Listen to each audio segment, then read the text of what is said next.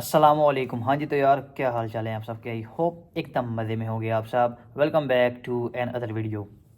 जी यार, मैंने कुछ दिन पहले वीडियो बनाई लाइफ ऑफ स्टूडेंट्स के ऊपर कि स्टूडेंट की जो इधर लाइफ है वो किस तरह होती है, उनकी स्ट्रगल, उनके लिए जो डिफ़िकल्टीज, उनके हर्डल्स आती हैं उनके रास्ते में वो किस तरह होती हैं, वो उनको किस तरह मैनेज करते हैं। इस पर मैंने एक वीडियो बनाई थी। उससे पहले मैंने एक वीडियो बनाई थी लाइफ ऑफ बैचलर स्टूडेंट्स के जो बैचलर स्टूडेंट्स हैं उनकी लाइफ है वो कैसी होती है, उनके ऊपर रिस्पॉन्सिबिलिटीज़ कौन कौन सी होती हैं, स्ट्रगल उनके लिए कौन कौन सी होती है, डिफ़िकल्टीज़ उनके लिए कौन कौन सी होती है, उनके रास्ते में कौन कौन सी रुकावटें आती हैं, वो किस तरह जो है 3 साल तक स्टडी करते हैं, उसको कंप्लीट करते हैं, अपनी फ़ीस किस तरह मैनेज करते हैं, काम उनके लिए जॉब अपॉर्चुनिटीज़ क्या होती हैं, वो कौन कौन सा काम करते हैं। तो उस पर मैंने वीडियो बनाई थी। तो कुछ लोगों ने, एक दो लोगों ने कमेंट्स में बताया, इसके अलावा एक दो ने बताया कि भाई इस पे वीडियो बनाएं लाइफ ऑफ मास्टर स्टूडेंट के, जो मास्टर के स्टूडेंट इधर आते हैं जिनकी डिग्री 1 साल की होती है, या जो प्लेसमेंट रूट लेकर आते हैं जिनकी डिग्री 2 साल की होती है, उनका जो है वो कैसा रूट रहता है, उनकी ज़िंदगी कैसे होती है, उनके लिए कौन कौन सी मुश्किलात होती हैं। तो मैंने सोचा इस पर एक वीडियो बनाऊँ।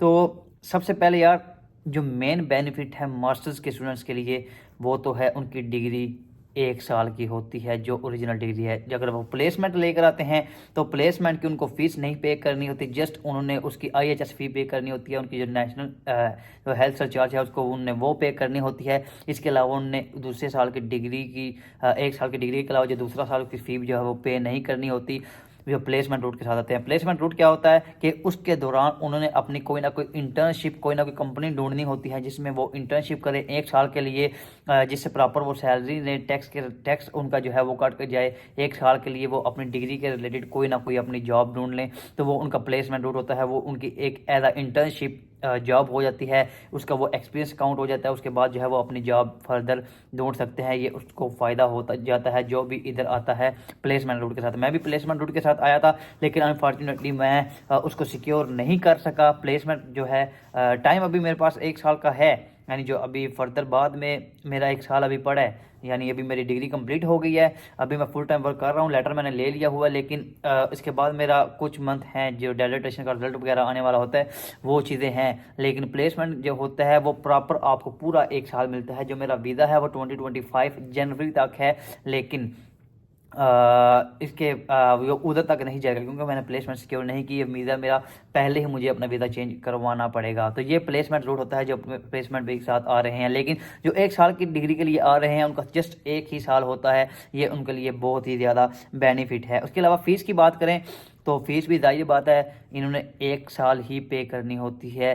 फ़ी ऑलमोस्ट यही होती है 12-13 हज़ार 14 हज़ार जो एवरेज फ़ी है चल रही होती है, लेकिन यूनिवर्सिटी पे भी डिपेंड करता है और कैंपस पे भी डिपेंड करता है कि आप किस कैंपस में, कौन सी यूनिवर्सिटी में आ रहे हैं, उसकी जो है फ़ीस कितनी है। लेकिन जितनी भी फ़ीस है जो बैचलर के हैं उन्हें 3 साल पे करनी होती है, जो मास्टर्स के स्टूडेंट्स हैं इन्होंने फ़ीस 1 साल ही पे करनी होती है। लेकिन इसके लिए मस्ट है, चाहे आप बैचलर आ रहे हैं चाहे मास्टर्स आ रहे हैं, आपने 1 साल की जो अगर फ़ीस है तो उसमें आपने पहले साल की फ़ी में से 50 और या 60% मिनिमम आपने अपने कंट्री से पे करके आना है, तब पहले साल की आपकी इधर फ़ी मैनेज हो जाएगी इजीली। अदरवाइज़ बहुत ज़्यादा मुश्किलात आती हैं, बाद में आपको पैसे बोरो करने पड़ते हैं, किसी से उधार लेने पड़ते हैं।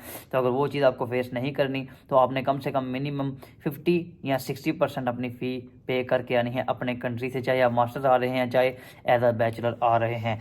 इसके अलावा क्लासेस की बात करें, जो बैचलर के स्टूडेंट्स हैं उनकी जो क्लासेस हैं वो मिनिमम 2 से 3 दिन होती हैं। मिनिमम बात कर रहा हूँ, 4 दिन भी जाते हैं, कहीं अगर किस्मत ज़्यादा ही ख़राब हो तो 5 दिन भी कभी कभार चली जाती हैं, मॉड्यूल पर डिपेंड करता है। लेकिन मास्टर्स के जो स्टूडेंट्स हैं उनकी मिनिमम 1 दिन क्लास होती है, जिस तरह मेरी रही है पूरे 3 सेमेस्टर 1 दिन मेरी क्लास रही है, लेकिन 2 या 3 दिन मैक्सिमम तक भी जा सकती है। लेकिन उसको भी आप एक दूसरे के साथ स्वैप करके, यानी किसी की अगर आपस में क्लास एडजस्टमेंट होती है तो उसके साथ स्वैप करके आप 2 दिन या 1 दिन पर भी ला सकते हैं। क्लासेस का ये बहुत ज़्यादा फ़ायदा है, आपको डेली 2 या 3 बार वीक में यूनिवर्सिटी नहीं जाना पड़ता, जैसे एक बार जो है वो यूनिवर्सिटी जाना पड़ता है।